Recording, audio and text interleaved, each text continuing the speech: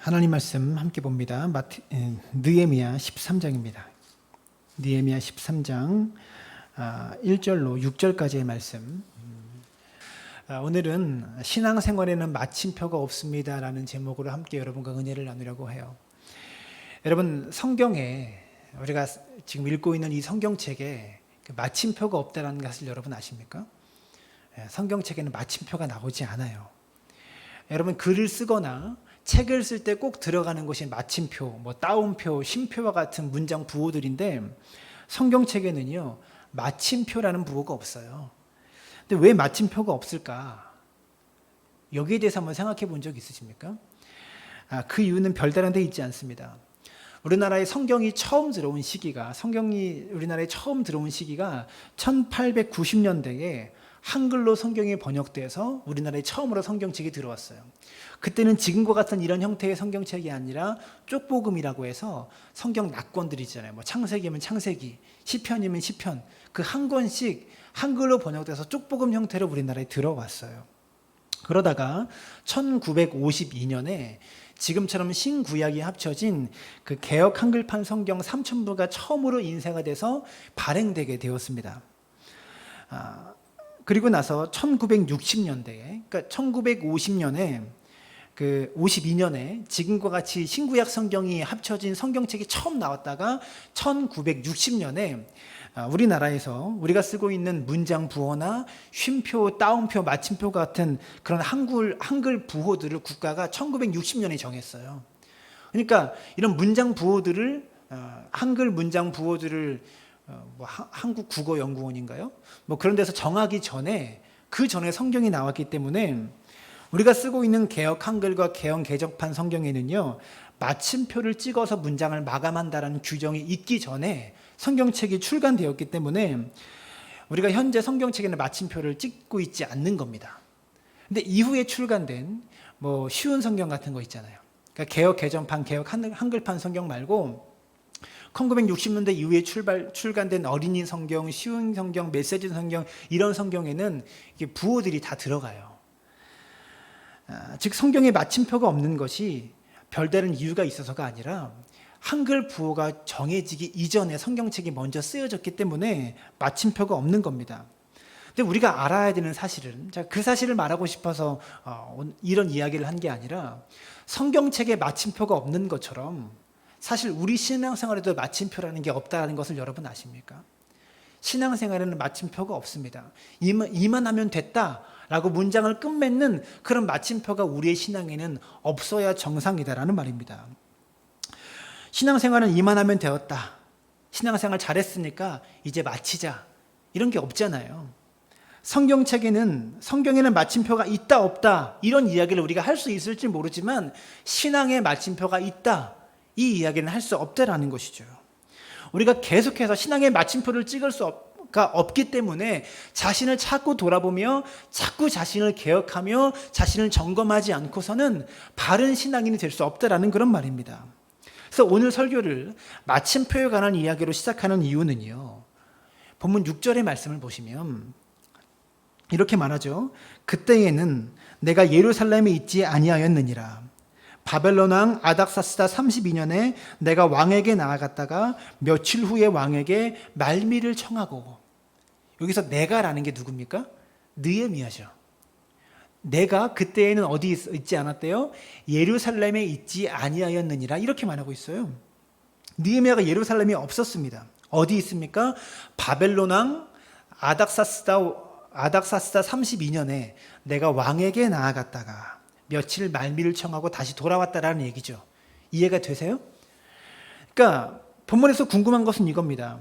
느헤미야는 자랑스러운 페르시아 제국, 그 당시 최고 강대국이었던 페르시아 제국의 술 맡은 관원장으로 왕 바로 옆에서 왕을 호위하고 왕을 보살피는 경호실장과 같은 그런 위치에 있는 사람이었어요. 비서실장과 같은. 그래서 고위 관리로 페르시아에서 지내다가 예루살렘 성벽이 무너졌다는 소식을 듣고 너무 가슴이 아프고 마음이 아파서 이 아닥사스다 왕의 허락을 받아가지고 지금 이스라엘의 총리로 부임한 거예요. 이해가 되시죠? 그래서 총독으로 와가지고 성벽을 재건했고요. 그 성벽을 52일 만에 아주 뛰어나게 탁월한 리더십으로 성벽 재건을 완성했습니다. 그렇게 예루살렘에서 총독 생활을 얼마나 했는가? 얼마나 했냐? 오늘 본문에 나오지 않지만 아닥사스다 왕 32년에 잠깐 페르시아에 돌아갔다라고 말하고 있죠. 본문에는. 근데 느헤미야 2장에 보면, 처음 시작했던 느헤미야 2장 1절에 보면 이렇게 말합니다. 아닥사스다 왕 제20년 니산월에. 그러니까 느헤미야가 왕의 허락을 맡아서 예루살렘 총독으로 부임한 때가 언제라고요? 아닥사스다 제12년에 처음 왕에게 예루살렘에 대한 소식을 듣고 이야기를 하고 왕에게 이야기를 한 거예요. 그러니까 아닥사스다 12년에 총독으로 부임해서 지금 몇 년이에요? 다시 잠깐 페르시아에 돌아갔다 왔으니까 32년이죠. 12년에. 그러니까 지금 얼마 동안 있었던 겁니까? 아닥사스 왕 20년에 느헤미야가 처음 왕의 허락을 맡아 예루살렘에 온 것이 지금 32년에 잠깐 돌아갔다 왔으니까 12년 걸렸다는 거예요. 12년 동안 느헤미야가 지금 예루살렘에서 총독으로 예루살렘을 돌보고 있는 겁니다. 그래서 52일 만에 성벽 재건을 완공했고요. 그 이후에 신앙 개혁을 거의 12년 내내 이스라엘 백성들의 신앙 개혁을 위해서 매진했다라는 거죠. 그로부터 10년 넘게 예루살렘에서 총독 생활을 하면서 우리가 계속 살펴봤던 것처럼 학사 에스라를 통해서 말씀을 전하면서 이스라엘 백성들의 신앙의 개혁을 끊임없이 느헤미야는 추진해 왔다는 거예요. 12년 동안. 그동안 그 내용을 우리가 살펴본 겁니다. 문제는 오늘 본문입니다. 느헤미야 13장은 느헤미야서의 마지막 장이에요. 그죠? 여기서 끝납니다.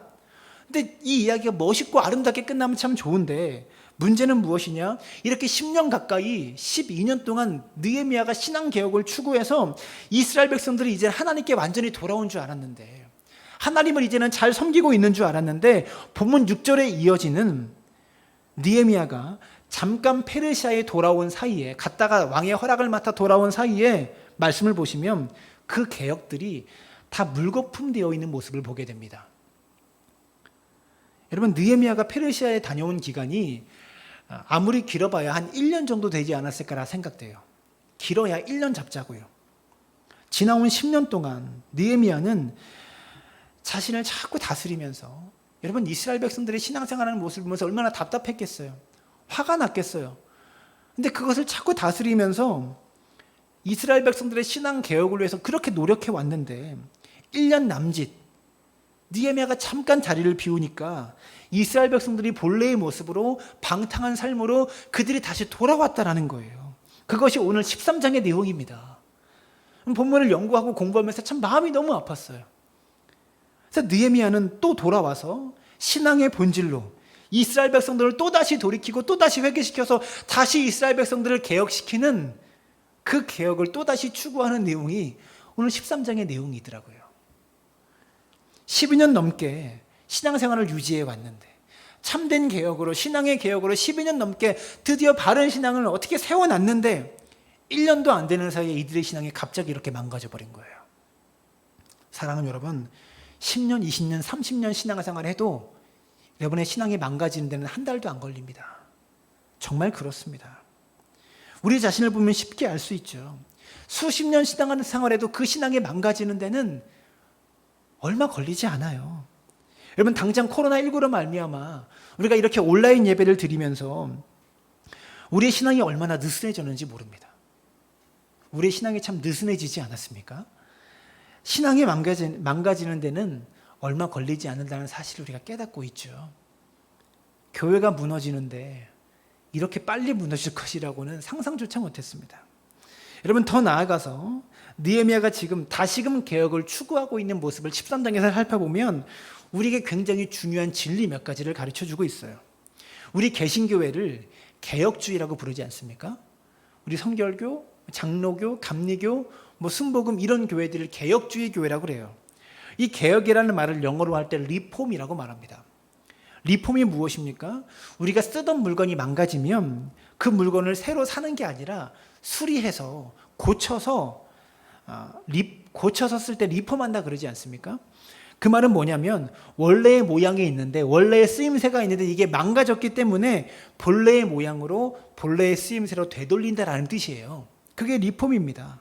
그래서 개혁주의 교회라는 것은 교회를 때려 부수고 교회랑 싸우고 뭐 교회에서 데모하고 이런 것을 개혁주의라고 말하는 게 아니라 본래 하나님께서 원하셨던 교회의 모습이 있는데, 본래 하나님이 추구했던 교회의 본질이 있는데 세월이 자꾸 흘러가면서 교회가 변질되고 타락하는 겁니다. 그래서 다시금 그 본래의 모습으로, 원래 교회가 쓰임받았던 그때의 모습으로 돌이키는 것, 다시 제자리에 갖다 놓는 것, 그것을 개혁이라고 말하는 것이죠. 그래서 우리가 지금 개혁주의 교회다, 뭐 개혁주의 신학이다 라고 말하는 것은 교회를 때려 부수고 교회하고 뭐 법정 소송하고 교회랑 싸우고 이런 것을 말하는 게 아닙니다. 문제는 요즘 교회 개혁 운동을 한다는 사람들도 이 개혁 운동이 변질이 돼가지고요, 자꾸 교회랑 싸우고 개혁하고 막 부수고 이게 개혁인 줄 알아요. 그게 교회를 위한 참된 일인 줄로 착각하고 있다는 겁니다. 그게 문제입니다. 교회 개혁 운동이 그런 방향으로 흘러가고 있어서 이게 안타까운 거예요. 하나님께서 원래 우리에게 주셨던 그 신앙의 본질로 되돌리는 것, 리폼하는 것, 그것이 개혁교회의 본질이다라는 겁니다. 그런 의미에서 오늘 본문에 느헤미야가 보여주고 있는 개혁은 굉장히 중요합니다. 12년 동안 그렇게 열심히 신앙을 재건해 놨는데 1년도 안 되는 사이에 이렇게 급격하게 무너져버린 그들의 신앙을 다시 개혁하려고 힘쓰고 있는 느헤미야의 모습이 우리에게 참 많은 도전을 주고요, 많은 것들을 가르쳐줘요. 오늘 느헤미야 13장으로 느헤미야 강해 설교를 마치면서 다시 한번 우리 자신이, 우리 개혁교회가 돌아가야 될 곳이 어디인지 바르게 보고 우리 신앙이 돌아가야 될 곳이 어딘지를 깨닫는 시간 되었으면 좋겠습니다. 그럼 구체적으로 우리가 어디로 돌아가야 하나? 신앙의 혈통, 다시 말해서 쉬운 말로 해서 우리 신앙의 순수함을 지키는 곳으로 돌아가야 합니다. 본문 1절과 2절의 말씀해 보시면 당시 개혁을 어떻게 추진했는지를 지금 설명해 주고 있어요. 그날 모세의 책을 낭독하여 백성에게 들렸는데 그 책에 기록하기를 암몬 사람과 모압 사람은 영원히 하나님의 총회에 들어오지 못하리니 이는 그들이 양식과 물로 이스라엘 자손을 영접하지 아니하고 도리어 발람에게 뇌물을 주어 저주하게 하였음이라. 지금 느헤미야는 모세의 책을 지금 낭독하고 있는 겁니다. 이때 낭독되었던 말씀이 신명기서의 말씀인데요, 신명기 23장에 보면 이스라엘 백성들이 광야에서 방황하고 있을 때 모압 자손과 암몬 자손이요, 발람이라는 선지자를 돈 주고 사서 그 발람 선지자에게 이스라엘 백성들을 저주해 달라고 부탁을 합니다. 그때 발람의 저주를 하나님이 막으시고 그 저주를 돌이켜 복이 되게 하셨어요. 그래서 신앙의 순수성을 지키고 신앙의 거룩성을 유지하려면 모압 족속과 암몬 족속을 쫓아내라 라고 신명기서에 하나님께서 명령하셨습니다. 이해가 되세요? 모압과 암몬 족속이 이스라엘 백성을 광야 생활에서 방해하려고 발람 선지자를 돈 주고 사서 이스라엘 백성에게 저주를 퍼부으려고 했는데 그 저주를 하나님께서 복으로 바꾸셨다고요. 그래서 하나님이 다시는 모압과 암몬과 혼인하지 말아라, 그들을 쫓아내라라고 말씀하셨어요. 근데 3절에 보면 백성이 이 율법을 듣고 곧 섞인 무리를 이스라엘 가운데서 모두 분리하였느니라. 그러니까 무슨 말이에요? 모압 족속과 암몬 족속이 지금 이스라엘 무리 가운데 섞여 있다라는 말이죠.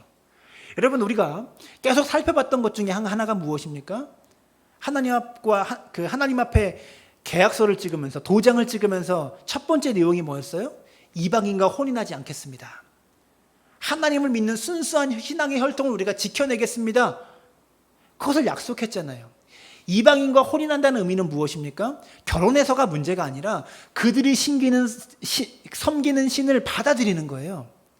그래서 하나님께서 이방인과 혼인하지 말라고 말씀하시는 거예요.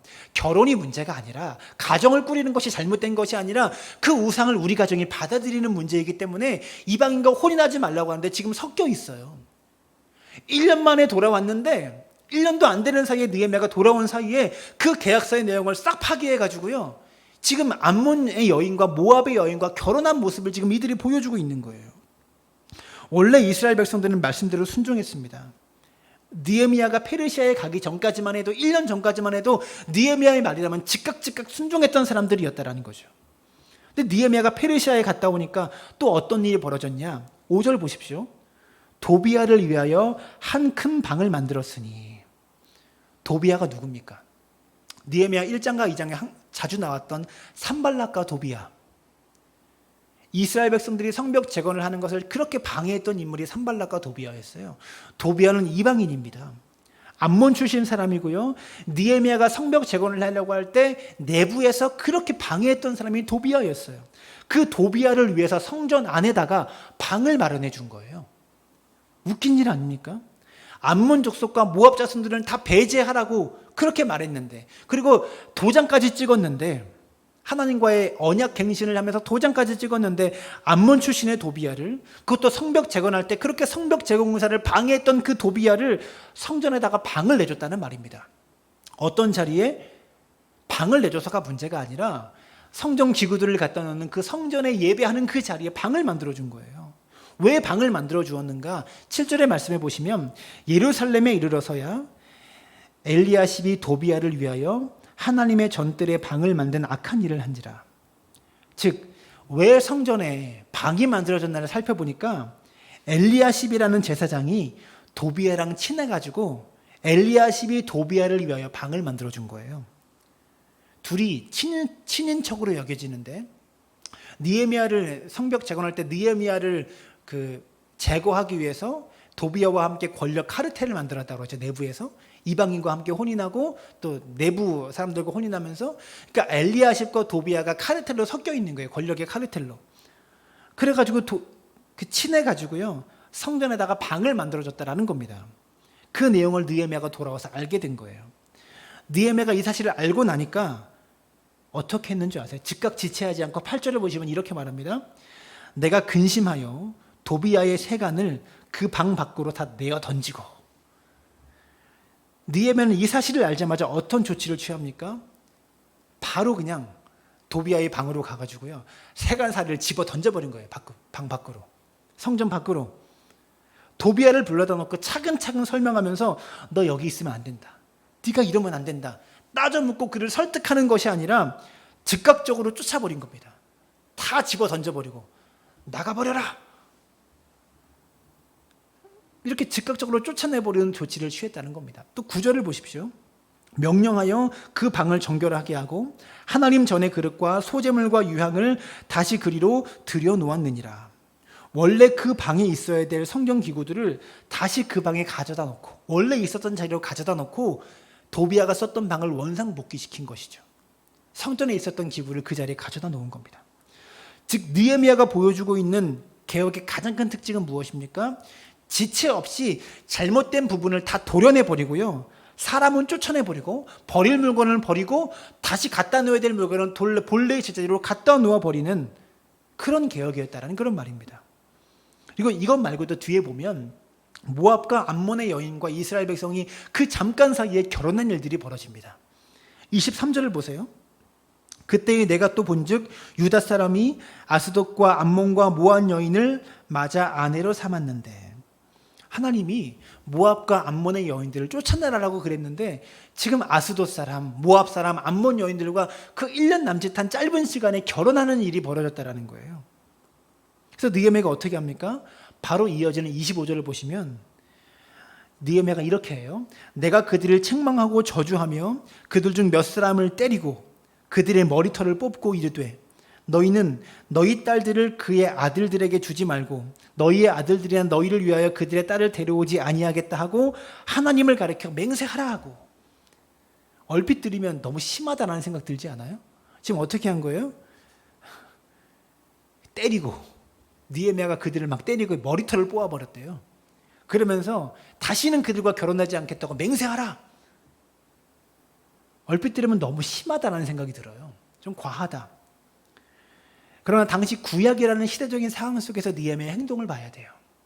지금으로부터 3000년 전입니다.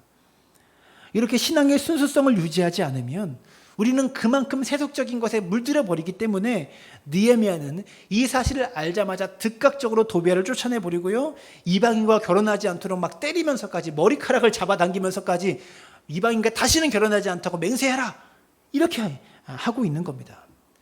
본문에서 우리에게 가르쳐주고 있는 중요한 진리는 무엇입니까? 우리가 신앙의 순수함을 유지하기 위해서는요 우리의 잘못된 것들을 버릴 줄 알아야 된다는 겁니다. 과감하게 끊어버려야 된다는 거예요. 이것이 잘못되었다 생각하면 바로 버려야 됩니다. 느헤미야가 세간살이를 다 집어던졌던 것처럼, 그리고 본래의 기구들을 원래의 그 방의 자리로 돌려놓았던 것처럼, 이방인들을 머리를까지 뽑아가면서 쫓아내버렸던 것처럼, 때로는 그것 때문에 손가락질을 받을 수도 있고 그런 행동 때문에 사람들에게 욕을 먹을 수도 있지만 버려야 합니다. 여러분, 마태복음 14장을 보시면 우리가 잘 아는 사건이 나와요. 베드로가 무리를 건넨 사건이 나옵니다.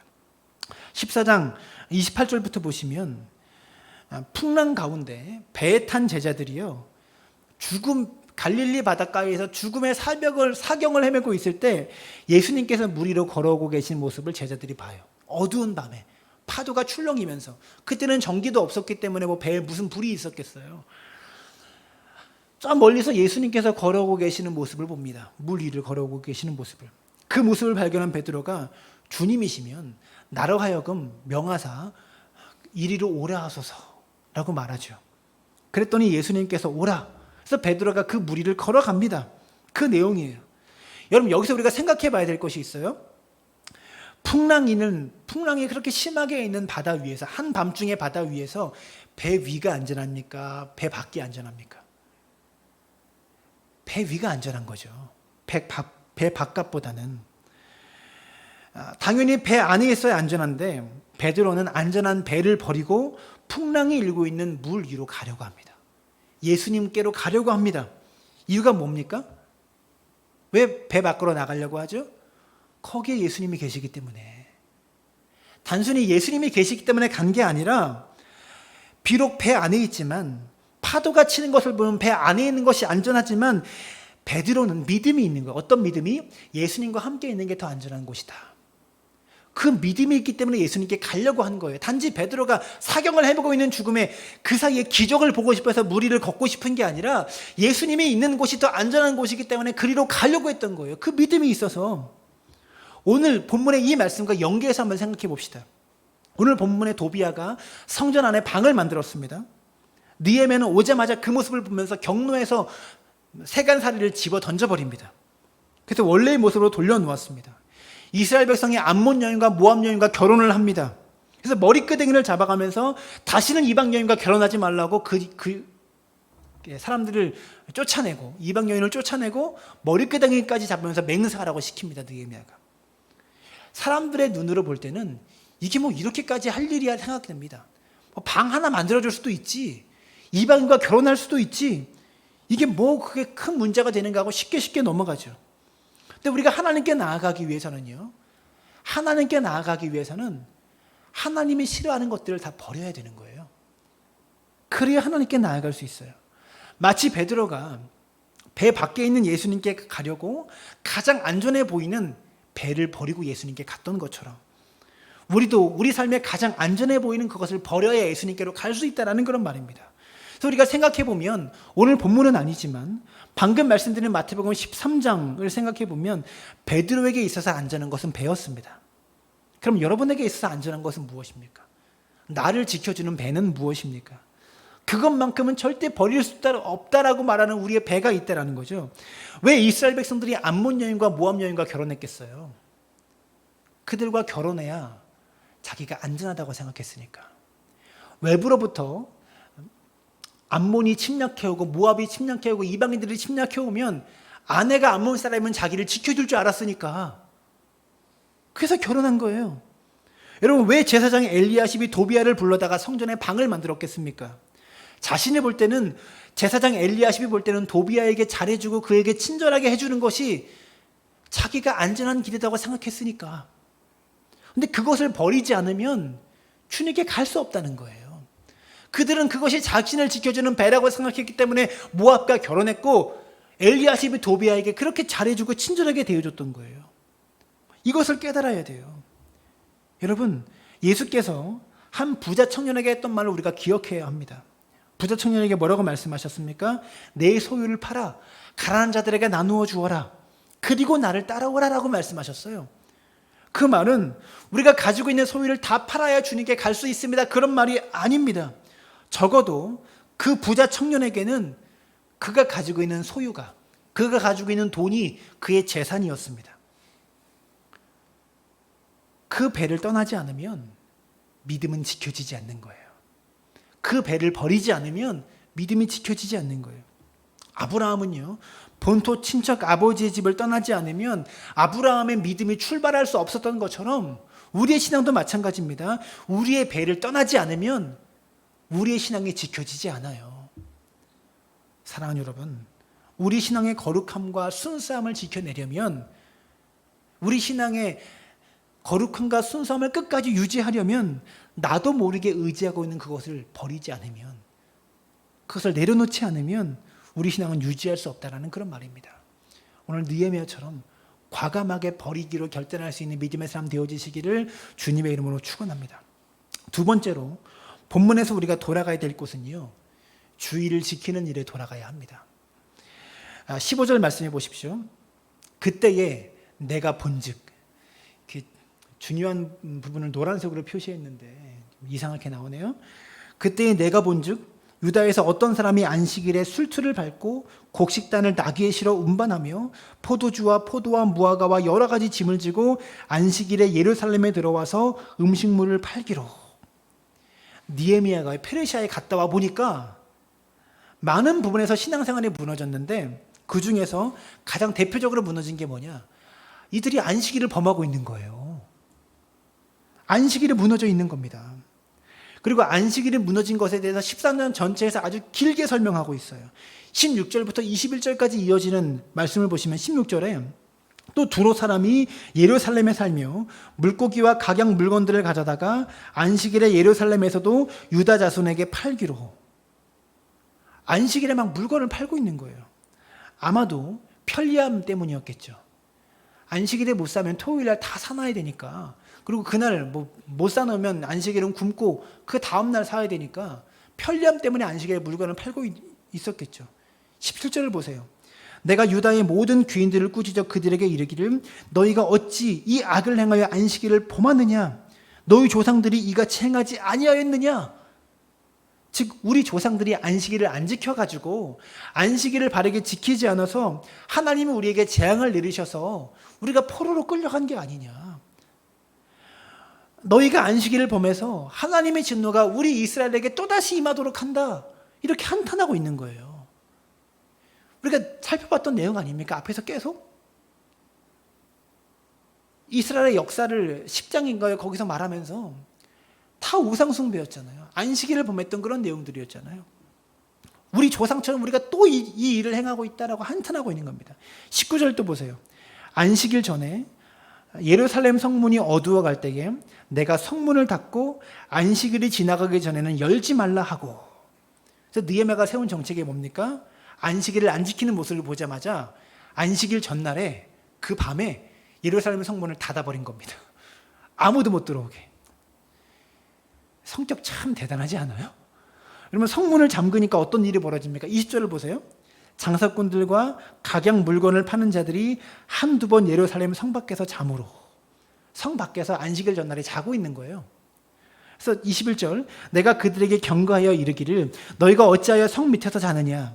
다시 이같이 하면 내가 잡으리라 하였더니 그 후부터는 안식일에 그들이 다시 오지 아니하였느니라.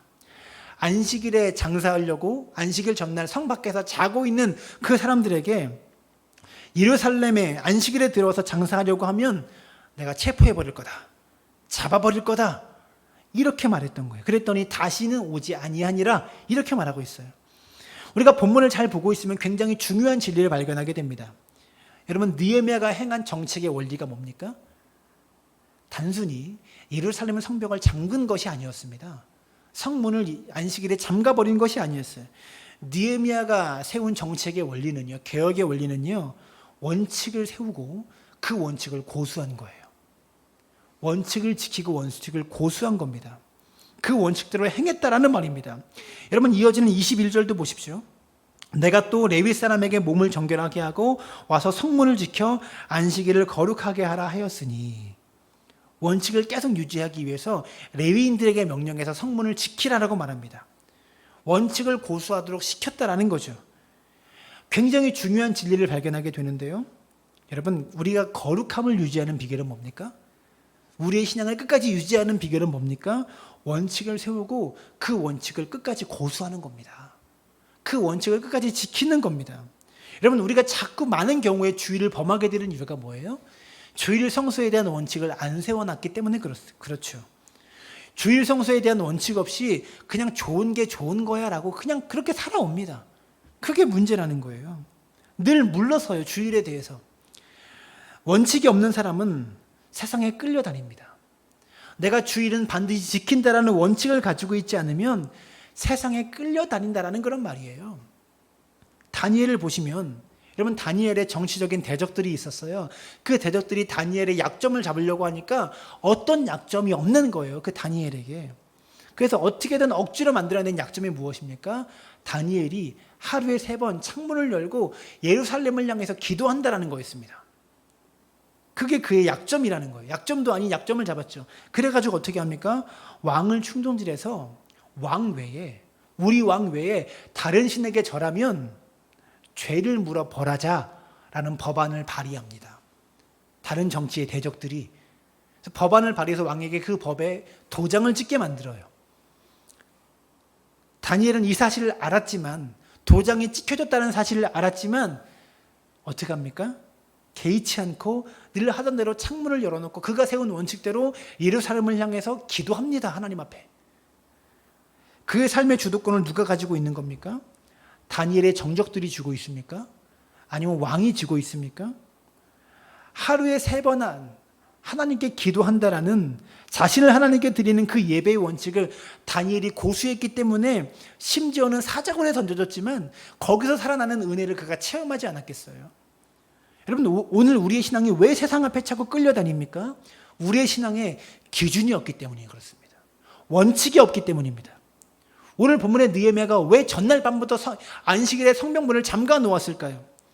성문을 굳이 잠글 필요가 있습니까? 그렇게까지 할 필요는 없지 않습니까? 사람들이 이렇게 말할 수 있죠. 근데 아닙니다. 원칙을 세우고 그 원칙대로 고수해야 사람들이 경각심을 갖는 거예요. 그래야 지켜지는 거예요. 오늘날 한국교회가 여러 가지 부분에서 세속화되었어요. 세상에 많이 물들었습니다. 그중에 가장 심각한 것이 무엇이냐? 주일 성수에 대한 개념이 사라져버렸어요. 주일과 다른 날이 구별되지 않아요. 똑같이 월화 수목 금 토일 중에 하루로 취급되는 것이 주일이에요. 우리가 그렇게 살고 있다면 우리의 신앙은요, 지금 하나님 앞에 구별된 신앙생활을 하고 있지 않다라는 겁니다. 여러분, 왜 오늘 느헤미야가 페르시아에서 돌아왔을 때 이스라엘 백성이 여러 가지 무너진 신앙의 부분들 중에 주일 성수가 무너진 부분을 가장 길게 지금 설명하고 이야기하고 있을까요? 안식일이 지켜지지 않으면, 주일 성수가 바르게 지켜지지 않으면 신앙은 결국 타락할 수밖에 없기 때문에 그렇습니다.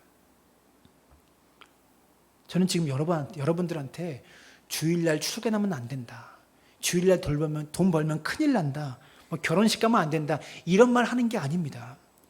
주일과 다른 날을 구별하여 이 날만큼은 하나님 앞에 드리는 날로 원칙을 세우고 그 원칙을 고수하고 지키는데 최선을 다하지 않으면 우리의 신앙은 무너진다는 것을 말씀드리고 싶은 거예요. 사랑하는 여러분, 주일 성수에 대한 바른 원칙을 세우는 믿음의 사람들 되어지시기를 주님의 이름으로 축원합니다. 마지막 3번째로 오늘 우리가 돌아가야 될 곳은요, 3번째로 자신의 자리를 지키는 곳으로 돌아가야 된다는 겁니다. 오늘 본문을 계속해서 보면 사실 반복되는 표현이 나와요. 1절부터 31절까지 반복되는 표현이 있는데요. 30절을 보시면, 내가 이와 같이 그들에게 이방 사람을 떠나게 하여 그들을 깨끗하게 하고 또 제사장과 레위 사람의 반열을 세워 각각 자기의 일을 맡게 하고, 자기의 일을 맡게 하고. 여러분, 좀 전에 안식일을 지키는 문제가 나올 때도 그렇고요, 앞서 나온 이방인과의 결혼 문제도 그렇고요, 계속해서 어떤 표현이 등장하냐면 제사장과 레위 사람들에게 자기의 일을 맡겼다라는 표현이 계속해서 반복적으로 등장해요. 여러분, 지금 12년 동안 느헤미야가 세워놓은 그 신앙의 개혁이 1년도 안 되는 짧은 시간에 다 무너져 버렸어요. 그 이유가 뭡니까? 제사장과 레위 사람들이 자신의 자리를 벗어나 버렸기 때문에 그래요. 자기의 자리를 이탈해 버렸기 때문에 그래요. 그래서 그 사람들이 자기의 자리를 지키는 것, 그게 개혁입니다. 그게 본질로 돌아가는 일이라는 말이에요. 목사는 목사의 자리를 끝까지 지켜야 되고요. 직분자는 직분자의 자리를 끝까지 지켜야 되는 것이고요. 성도는 성도의 그 자리를 끝까지 지켜내야 된다는 그런 말이에요. 느헤미야가 와서 한 일이 뭡니까? 본래의 자리로 다시 돌아가게 만든 거예요. 여기는 너희들이 있어야 될 자리가 아니야 라고 말하면서 본래의 자리로 다시 돌아가게 만든 거예요. 왜 본문에서 느헤미야는 제사장과 레위인들에게 자기 자리를 지키도록 권면하고 있습니까? 자기의 자리를 지켜야만 하나님의 은혜가 임하기 때문에 그렇습니다. 예배의 자리를 지키지 않고 은혜가 있다. 그런 일은 없습니다. 자기의 자리가 지켜지지 않는 순간 여러분 은혜도 지켜지지 않는 거예요.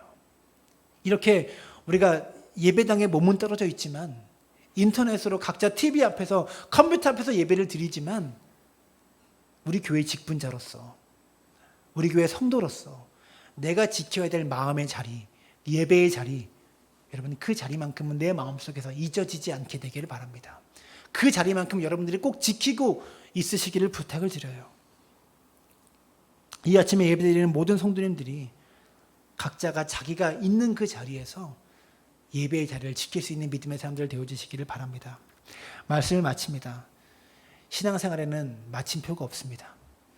교회는 늘 개혁되어야 되고요. 우리 신앙도 늘 개혁되어야 되고 늘 자기 자신을 돌아봐야만 합니다. 개혁은 리폼입니다.